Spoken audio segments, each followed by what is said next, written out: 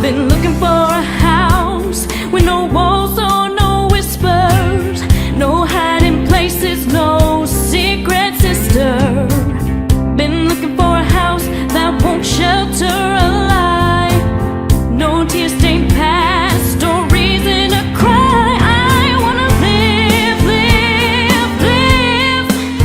in a house of love. Greetings and welcome to our first taping of Empowering Women Everywhere. And we are so excited to be involved with this. Empowering Women Everywhere is a special program where women who are working to improve situations and conditions on the planet and in the community are able to come and showcase their work and get support and highlight what they're doing in the community. And today, we're very, very happy to have one of my favorite people here, KellyAnn Kostyal, who's Executive Director of Safe Homes of Orange County, and she's going to be our first guest on our program. KellyAnn, welcome. Thank you, Nina. I'm honored to be here, especially as your first guest, so thank you so much for having me. So as you were saying, Safe Homes has been around. We will be celebrating 30 years next year. Oh, my. It's a double-edged sword, I guess you would say, right? Celebrating. But the fact that it was started at a woman's kitchen table, Lisa Daly, and her, like you, needing to give back to the community and recognizing a need and creating an organization from the inside of her kitchen table to what is now a 40-employee agency that is operating out of all of Orange County and working under the same mission to end domestic violence through education, prevention, and services. Tell us a little bit about the wonderful work that Safe Homes of Orange County is doing today. So we've been almost here for 30 years. Next year will be our 30th anniversary. Hard to believe, but we have been working tirelessly, those before me and those that will come after me, to end domestic violence through education, prevention, and services. And what is your role at Orange County I have been Safe Homes? Very lucky to be the executive director for the last 5.5 years and lead an exceptional team of staff in the work that we're doing. And what's the overall mission of Safe Homes? The overall mission is to end domestic violence through education, prevention, and direct services. And then recently, because of the work that we're doing, have also started taking on human trafficking and addressing the issue of human trafficking in Orange County. What programs do you have now that people can become involved with? Well, believe it or not, we started around a kitchen table 30 years ago. A woman by the name of Lisa Daly realized the need and didn't have the resources and decided to start in the kitchen table, and now we have a plethora of programs and almost 40 staff, but we provide shelter.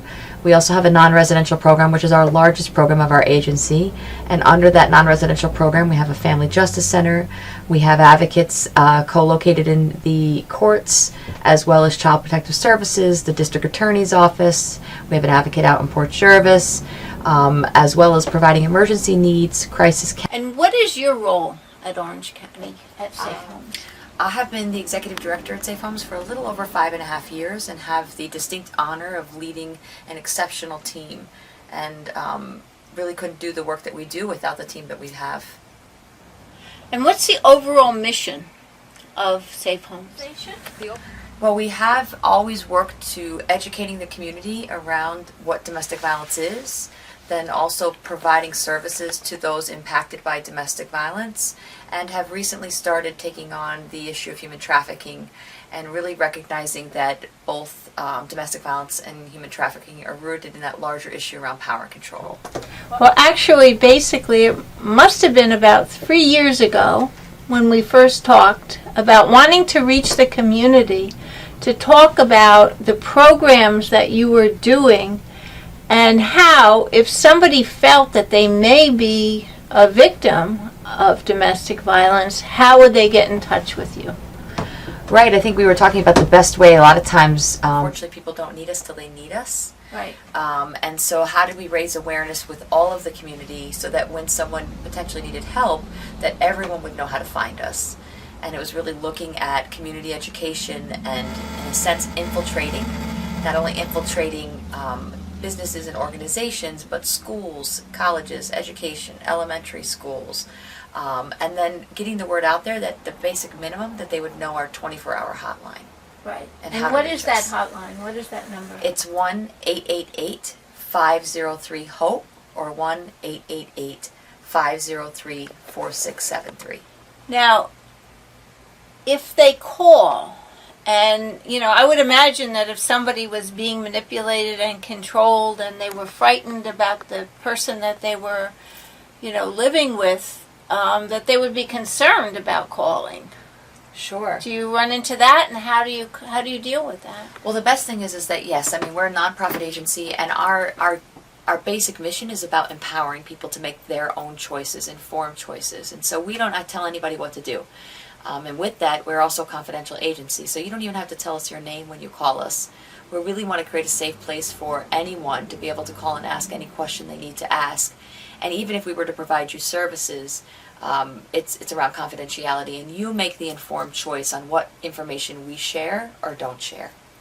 Okay. Consent. And now if somebody is, that you said that this is for Orange County. If somebody is located in another county, Manhattan County, if they're in Westchester or Dutchess or Sullivan, who should they contact, or how would they find out who their person would be to get in touch with? Well, we say no call is a wrong call. And if we're not the right agency, then we will put you in contact with the right agency. But the uniqueness around domestic violence is that we work not only on the national level, but on the state level and even on the local level, with collaborating with our sister organizations to ensure that victims really are met where they're at. And so there could be times where a victim at Dutchess County may be better served in Orange County around safety, or vice versa. Yeah. And so the uniqueness around the work that we do is that we're really meeting victims where they are, and then just with their help figuring out the best safety plan for them. So it could be completely confidential, Yes, and the help that they get could be completely confidential. absolutely. The only thing is that we're mandated reporters, but the bottom line is that working with an individual victim, it's confidential, and they're the ones that control their information. Right. And as far as the location, if someone does go into a safe home, is that completely confidential? Yeah, we work with each individual that's staying with us around not only their own safety, but those that we're serving with them. And so we work to ensure that we can maintain the confidentiality of the location before, after, and even during their stay, not only for the individual themselves, but the other people that we're working with. So you're in a situation where you're able to give them emergency assistance if they need it. And if it's just a situation where they're not really at risk, but they want to make changes in their relationship, you're able to offer counseling and that? We meet victims where they're at. So it could be someone who is ready to leave. It could be someone who left 10 years ago and just wants supportive services. Or it could be someone that's currently not in the place to be able to leave. I think it's important to bring up that 3 out of 4 women who are murdered by their intimate partner are murdered when they're attempting to leave. So leaving is a very dangerous time. And so we have to accept the fact that oftentimes victims have to make really difficult choices to save their own lives. And that may mean that staying is the only option. Right. Okay, so what inspired you to get involved in safe homes in the first place? What inspired me? I think I have had the fortunate opportunity of meeting amazing, resilient women in my life, and it was finally a place, as I became more ingrained in this work and the advocacy piece, that I felt more at home and among more like-minded people in addressing systemic oppression, and a place where we could work collaboratively and collectively, where everybody deserves to live free of violence. So what you're saying is there's amazing people working in your organization. I am very blessed. I'd like to say I have some of the best and brightest. Now, if somebody wants to get involved and wants to help out, do you have opportunities for them to get involved with these amazing people that you're working with? We have a really incredible volunteer program. And so volunteering can look very different for everyone. And the level of volunteering is really up to the individual. So we really encourage people to contact us, fill out a volunteer application that you can get online, but also fax are sent to you. And then you meet with our volunteer coordinator and get an idea of what your interest would be. It could be working directly with clients. It could be helping the support staff. It could be helping us work health fairs and events, or as simple as working our annual dinner. So we will take it any way we can get it. Okay. It takes a community to keep things going, and our volunteers are really the backbone of our organization. Now, what events do you have coming up that if someone is interested in participating in, they can? Well, we are staring down, I can't believe we're going to say this, but we are staring down October. And October is Domestic Violence Awareness Month. It is probably our biggest month around. We raise awareness all year, but locally, nationally, even globally, October is really the push to do as much as you can in the community to raise awareness. And so we hold our annual Celebration of Hope dinner. This year it's on Thursday, October 22nd. But it's probably our largest fundraiser for the organization. We do a silent auction and a raffle, but then we're really just looking for the community to come out and buy tickets and be part of the really special event. Now, you have different programs that you have operational now. Do you want to talk a little bit about some of the programs that you offer to the community? Sure. Well, I think a lot of times people hear safe homes and they always think shelter. And shelter is certainly one of our programs. We have a 17-bed facility in Orange County that provides services for victims for emergency shelter. Mm-hmm. But it's actually the smallest program of all of our agency. Our largest program is our non-residential program. And our non-residential program provides emergency needs, so talking food, clothing. We provide court accompaniment, law enforcement accompaniment. We provide accompaniment to hospitals. We have crisis counseling and ongoing therapeutic counseling. We run support groups. So we also have a program within Child Protective Services. We have a program within the District Attorney's Office. So we really have connected and coordinated with so many agencies in the community, right, to reduce the impact of re-victimization for victims of domestic violence. If somebody wants to help, what areas do you have available for them to help your organization?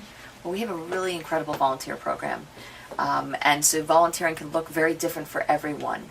And the level of volunteering is really up to the individual. So we really encourage people to contact us, fill out a volunteer application that you can get online, but also fax are sent to you. And then you meet with our volunteer coordinator and get an idea of what your interest would be. It could be working directly with clients. It could be helping the support staff. It could be helping us work health fairs and events, or as simple as working our annual dinner. So we will take it any way we can get it. Okay. It takes a community to keep things going, and our volunteers are really the backbone of our organization. Now, what events do you have coming up that if someone is interested in participating in, they can? Well, we are staring down, I can't believe we're going to say this, but we are staring down October. And October is Domestic Violence Awareness Month. It is probably our biggest month around. We raise awareness all year, but locally, nationally, even globally, October is really the push to do as much as you can in the community to raise awareness. And so we hold our annual Celebration of Hope dinner. This year it's on Thursday, October 22nd. But it's probably our largest fundraiser for the organization. We do a silent auction and a raffle, but then we're really just looking for the community to come out and buy tickets and be part of the really special event. We honor several people in the community on the wonderful work that they're doing. This year we're honoring someone from the town of Montgomery Police Department. We're honoring the Warwick Humane Society for the amazing work that they've done. They really donated all of their time as well as their facility so that victims didn't have to choose between safety and leaving their animals. Right. Oh, it's wow. just I didn't amazing. even think of that. Yeah, I mean, so many people were having to choose between leaving and going to shelter or staying because they had animals. Right. And the Warwick Humane Society opened up their doors without any resources and said, we will find a way. And we've been very lucky over the last couple of years to partner a little funding with that. In this day and age, there's because of the way our organization and all domestic violence organizations have gone, we rely very heavily on state and federal funding and local funding. And in difficult times, those are the first potential on the chopping block. Every year, domestic violence funding is on the chopping block at the governor's budget level. And then even locally, you're taking, a 10% cut here, a 25% cut there. So I think the difficulty is always making sure sustainability, Right. that the victims' needs are getting greater, and we're having to build capacity, needing more staff to meet the needs. And so I think funding is probably the biggest issue internally that we struggle with on a day-to-day basis. If someone feels uncomfortable in their relationship, what are some of the signs that they may be a victim of domestic violence? Well, I think the difficulty sometimes is most people don't identify as being victims of domestic violence, but it's a lot of times looking at red flags and seeing potentially where you may feel unsafe. So we're looking at people if they're feeling isolated, if there's an inequality in their relationship, if there's name calling. So we're looking at emotional abuse, being put down, making feel like you're less than. When we're looking at physical abuse is often more obvious than all of the other tactics of control. We could be looking at emotional and psychological abuse or financial abuse, even though you bring money into the household, not having access to your own resources, not knowing what the resources are in your home. So looking at a lot of red flags and seeing if you identify with one or two of those red flags, knowing where you could potentially call and ask more questions. Right. Well, I would imagine that if you caught a situation before it was really out of control, that it would be much easier to deal with the situation. Well, I think the difficulty is that we really want to focus on healing and helping victims move forward, and also keeping the focus on, when we're looking at the abuse and the tactics of control, at the abuser. So never questioning, why doesn't she leave, but always saying, why does he abuse? And really looking at the person that's responsible for the abuse is the only person that can make it stop. And in the meantime, making sure that we have the resources in place for victims when they need it, and meeting victims where they're at, regardless of where they're at. Now, you have different programs that you have operational now. Do you want to talk a little bit about some of the programs that you offer to the community? Sure. Well, I think a lot of times people hear safe homes and they always think shelter. And shelter is certainly one of our programs. We have a 17-bed facility in Orange County that provides services for victims for emergency shelter. Mm-hmm. But it's actually the smallest program of all of our agency. Our largest program is our non-residential program. And our non-residential program provides emergency needs, so talking food, clothing. We provide court accompaniment, law enforcement accompaniment. We provide accompaniment to hospitals. We have crisis counseling and ongoing therapeutic counseling. We run support groups. So we also have a program within Child Protective Services. We have a program within the District Attorney's Office. So we really have connected and coordinated with so many agencies in the community, right, to reduce the impact of re-victimization for victims of domestic violence. So you also work with them to find out the cause or the root cause of them getting involved in a relationship that was abusive. Well, we work with victims to provide them healing and support and services. Mm-hmm. I mean, the biggest problem is that there's this, probably going back to that myth and misconception. Right. No one goes on the date for the first time and gets punched in the face and identifies. The problem with domestic violence is it's, for the abuser, it's ongoing, it's calculated, it's extremely manipulative, which is why it can happen to anyone. And oftentimes, victims aren't able to identify when the abuse started and where they are in the abuse. And so it's helping victims heal, but it's also forcing the other systems, so the criminal justice system, the civil justice system, to hold offenders or abusers accountable for their actions. Right. So a lot of the people that are involved in your organization are driven to make the planet a better place. Yeah, I think we all come from it, whether we're survivors or victims, whether we know someone or have known someone. I mean, we know that 1 in 4 women will experience domestic violence in a lifetime. So we know that every woman in this world knows someone impacted, or they themselves have been impacted. And I think it's almost like, once you know what you know, you have two choices. You can either turn your back and then have to acknowledge the injustice and do nothing, or you have to look it in the face and make the changes so the world's better. Okay, well that's exactly what we want to expose on empowering women everywhere. We want to spotlight the the work that you're doing. We want people to get involved in helping, and we also want people to, if they know someone that's suffering, whether it's a male or a female. You also have male people, men that contact your organization. We work with all victims of domestic violence. Yeah. Absolutely. And it's not just a married situation. No. And from what you were telling me before, there is no strata or social strata where this occurs. Correct. Absolutely. It can happen to anyone. And we're really looking at all races, all socioeconomic statuses, as well as gender, and realizing that we serve everyone. Right. I know that there's some people that say, well, you married him or you married her, or but really, basically, in the dating process, you don't see that side of the person. No, I mean, there's a grooming process that happens. Remember, I said earlier that you don't go on the first date. It's really methodical. A lot of the things that set the ball in motion are well-intentioned things. I think an example I could give you is that, you get a phone on a family plan, and in a healthy relationship, when you purchase a phone on a family plan, there's no deviousness about that. But when a domestic violence abuser gives a victim a phone, it's to track them and to make sure that they know where they are at all times. But for everyone, we all want to be in a healthy relationship. Right. And so a lot of the things that are set up initially as well-intentioned are difficult for the victim to realize that they are often used as tactics of control. Right. And basically, the victim is not the one that's, responsible for doing something wrong. I know a lot of times people feel that, I've heard people say, well, you married him or you decided you wanted to go out with him, but that when you first meet someone, they're on their best behavior. Right. So it's no shame for you to be in a situation where you need help, and that's why you're there, is to help people. Well, we always say they don't wear a sign on them that says that they're going to be an abuser. I mean, and Right. I always say I want to take a billboard out, and I want to continue to this paradigm shift of we need to stop asking why doesn't she leave and start asking why he abuses. Why does the abuser use the abuse? Right. And we have to shift our thinking and realize that the victim has no control over the situation, that the only person in control is the one using the violence. Right.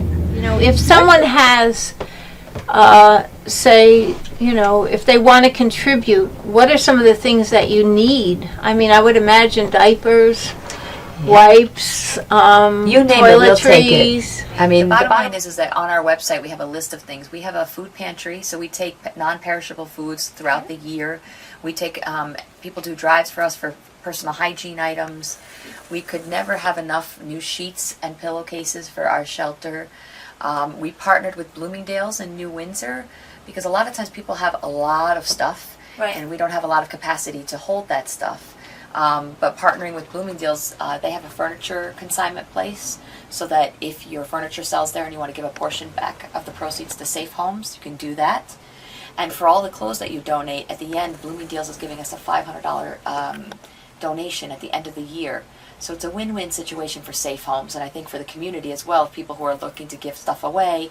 But we could take gas cards and grocery cards. But really, I think the bottom line is contacting us, because we've had some exceptional groups, church organizations that have done some amazing drives. They've adopted the children in our shelter for Christmas.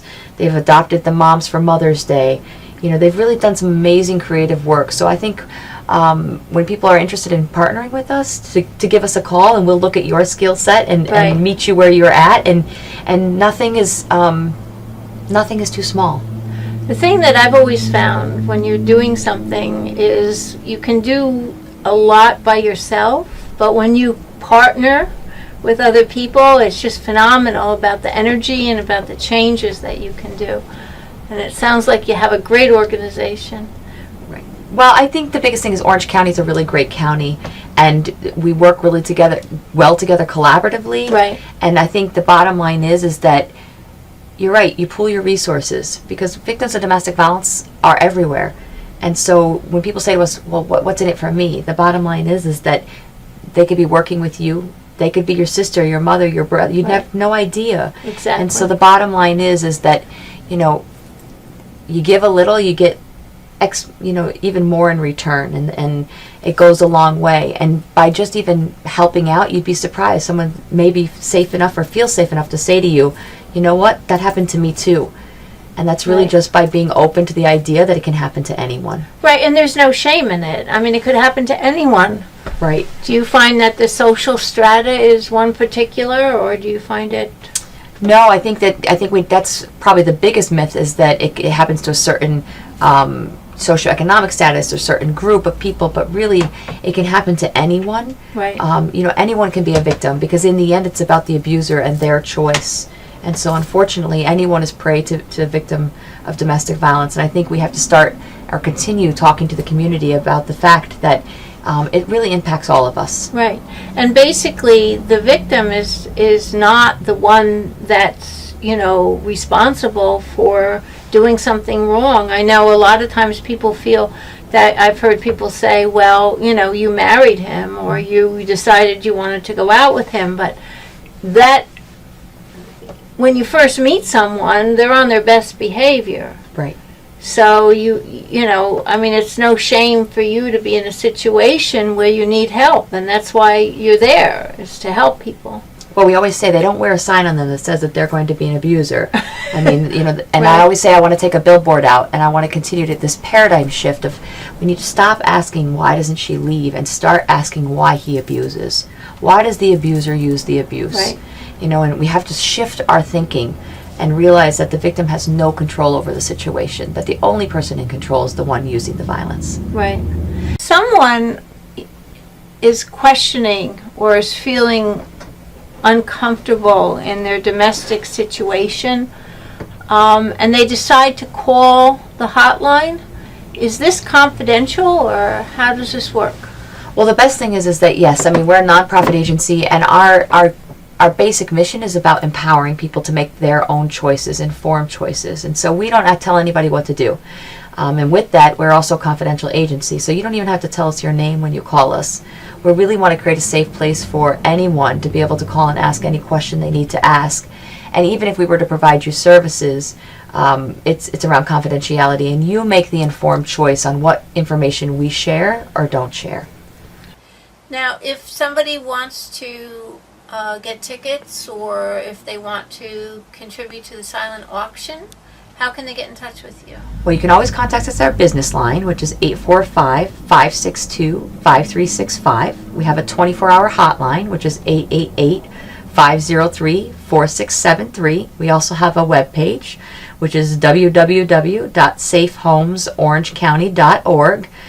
And because of my wonderful youth educators, we've also become extremely busy on social media. So we have a Facebook page, a Tumblr page, a Twitter page, Oh my. and an Instagram page. Okay. So I think we can be found almost anywhere at this point. Right. So as far as your Facebook page, if they go on Facebook, be sure to like it. Everybody like Yes, it. please. We're trying to get as many likes as we can. And keep, the notifications. You want to make sure your notifications are on so you can find out all the events that are going on at Safe Homes. You can always join our mailing list. They can do that through our not only our Facebook page, but also through our webpage. Right.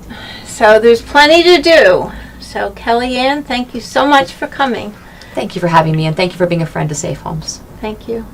Hi, my name is Nan Gill Wilson, and I'm the host on Empowering Women Everywhere. Empowering Women Everywhere is a show that highlights the great work that's being done by people in our community.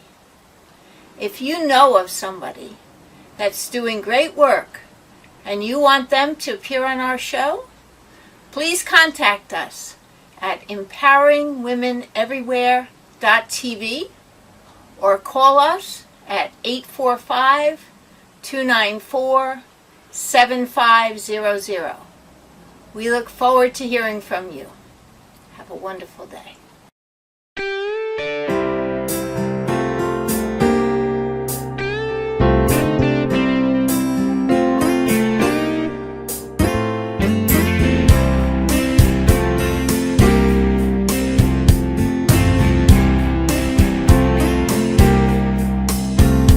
I've been looking